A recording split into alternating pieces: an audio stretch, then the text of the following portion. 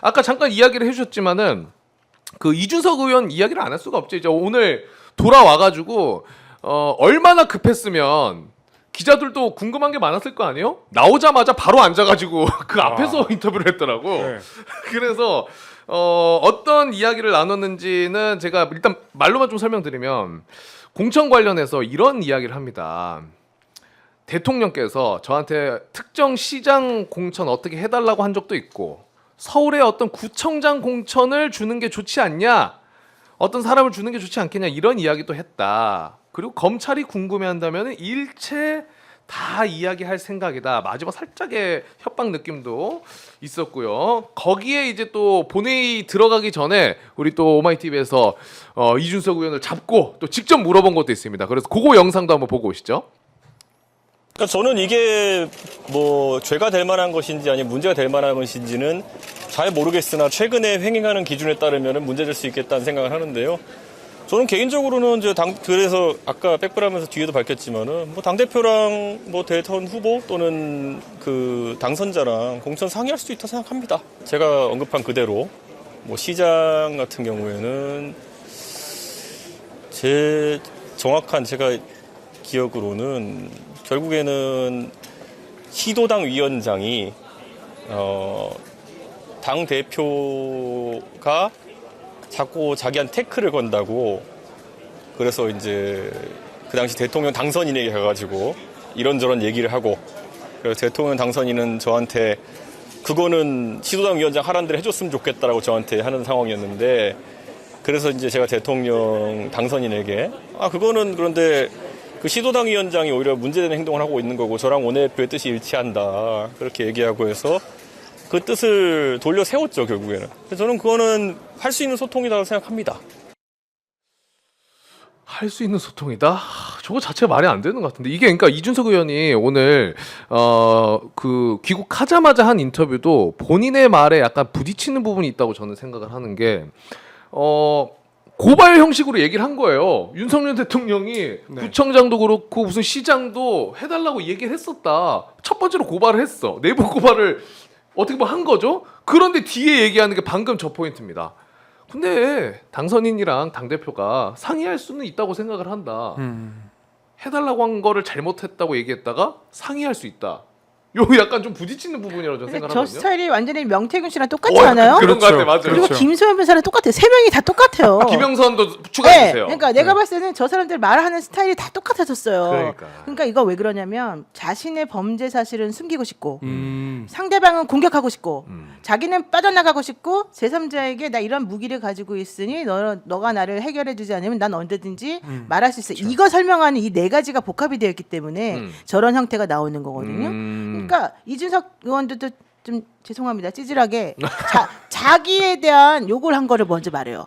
윤석열 대통령이 뭐 누가 당신을 욕을 하고 있다 하면서 누구를 뭐 추천해야 된다는 식으로 말했다. 뭐 이렇게 말하잖아요. 네네. 그러니까 되게 찌질하게 다들 이렇게 뭔가 보복의식을 가지고 설명하는 듯한 느낌이 들잖아요. 그러니까 다 똑같은 사람들이 저 사람들이. 그렇지. 근데 저 말을 들으면서 그래 당신 말이 정말 맞고 정말 깨끗하고 당신의 말에 따르면 괜찮아. 이렇게 받아들일 사람은 없어요. 없죠. 네. 아니, 과거에 정치인들의 그런 어떤 이제 화법? 이런 화법이라고 한다면 사회적으로 무리를 일으켜서 죄송합니다. 그렇죠. 그래야죠. 검찰의 수사를 성실히 받고 오겠습니다. 그게 제일 깔끔하죠. 이렇게 얘기를 하는 게 맞는데 요새는 그런 게 아닌 것 같아요. 그러니까 제가 불과 한 이번 총선 전에 이 정치인들의 언어가 유튜브의 언어랑 크게 다르지 않다라는 얘기를 했었거든요. 그러니까 정치인들의 화법이 너무 유튜브화가 된 거예요. 그러면 정치의 격도 같이 떨어진다고 좀 봤거든요.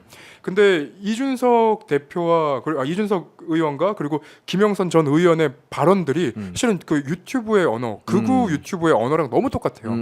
그리고 이게 이제 SBS 단독 보도로 나왔는데 뭐 있어요? 이준석 의원이 이제 본인이 피해 나가기 위해서 한 말인 것 같아요. 윤석열 대통령이 그랬는데 김은혜 의원이 찾아와서 안철수 의원을 분당갑에 보내지 않으면 경기지사 선거에서 질 것 같다고 징징댔다고 전화했다.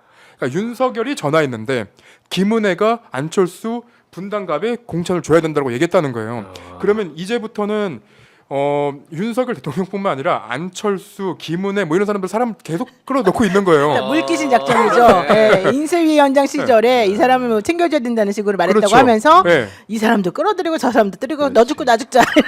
너무 재밌어요. 재밌어요. 진짜. 그러면 이제 또 여기 끌려다니면 안철수 입장 밝혀라. 김은혜는 그때 어떻게 된 거냐. 근데 이건 사실 우리가 끌려다닐 필요가 전혀 없고 가장 쟁점은 이준석 의원이 오늘 이제 발언한 것 중에 방금 제가 말씀드렸던 거의 포인트 제일 중요하다고 저는 생각하거든요. 윤석열 대통령이 김영선뿐만 아니라 다른 포인트에서도 시장, 뭐 구청장 개입을 했다라는 거는 당시 당 대표가 인정한 셈이 되죠. 확정적으로 얘기를 해준 거고 고발을 그렇죠. 했지 고발을. 고발을 해준 거고. 네. 그러면 허위 사실 유포를 고소도 못해 이제 대통령이. 그렇죠. 그러면 이제 대표가 말한 거라. 이거를 어떻게 타고 또 올라갈 것이냐. 네. 그게 저는 쟁점이라고 좀 보거든요. 저는 대통령실이 입장이 없는 것도 너무 재밌어요. 왜냐면 외국 가지 않았어요? 외국 바로 가버렸어 지금 외국. 근데 대통령이 외국을 가도 거부권 행사도 바로바로 하시고 입장도 바로바로 나온단 말이에요. 네. 근데 이거에 대해서는 입장이 없는 게 이준석 의원이 녹음 파일이 뭐가 있는지 아직 확인을 못한 것 같아요. 네. 그렇기 때문에 입장이 없다. 그렇기 때문에 아직까지 불안해하고 있는 모습이다. 그러니까 이준석 의원은 사실은 그 구글 드라이브에 들어있는 거를 상당 부분 지우고 싶을 것 같아. 그렇잖아요. 그런데 그걸 지울 수 있을까? 만약에 지금 지워버리게 되면 그분들이 검찰이 제대로 윤석열 대통령 입장에서는 사실은 이준석 의원 별로 달갑게 생각하지 않았고 계속 공격해 왔잖아요. 네. 만약에 검찰이 대통령실의 입장이나 그쪽의 라인에 뭔가 이게 사주를 잘 받는다 그러면 이준석 의원이 지우거나 이렇게 하게 되면 당신 증거인멸한 거 아니야? 그렇죠. 라고 하면서 이제 공격을 들어갈 거고 그 포인트를 김수현 변호사가 또 말했어요. 자기 페이스북에다가 이준석 너 못 지울 거다. 너 지우고 나면 우리가 전부 다 이렇게 공격할 거다. 이렇게 또 설명을 해줬어요. 근데 김소연 변호사님은 이준석 의원을 지켜야 되는 사람이잖아요. 사실은 이해관계가 전혀 안 명백히 싫은 것 그런가 같은데. 봐요. 사적 복수 같아. 너무 복수가 치열해요, 치열해. 야, 이거 근데 사실상 저는 이제 궁금한 게 또 하나가 어쨌든 이준석이 이렇게 얘기를 하고 있고 이렇게 하는 이런 발언들을 하는 이유가 김소연도 그렇고 여당 내부에서도 그렇고 이준석한테 지금 칼날을 돌리고 그렇죠, 있어서 그렇죠. 타겟팅을 하고 싶은 거겠죠. 내가 살려고 지금 오케이 나 검찰 불러봐 나 다 얘기할 거야. 그리고 그때도 윤석열 대통령이 나한테 연락 오고 막 그랬었다. 일단 약간의 예고편식으로 나를 보호하기 위해서 얘기를 했다고 보거든요. 그렇죠. 근데 그러면 이준석이 앞으로 어떤 스탠스를 계속 취할 것인가가 궁금해요. 진짜 다죽자로 갈 것인가? 아니면은 또 한 번 대통령실이랑 약간 딜을 쳐가지고 나를 빼주라는 식으로 갈 것인가? 이게 좀 궁금한데.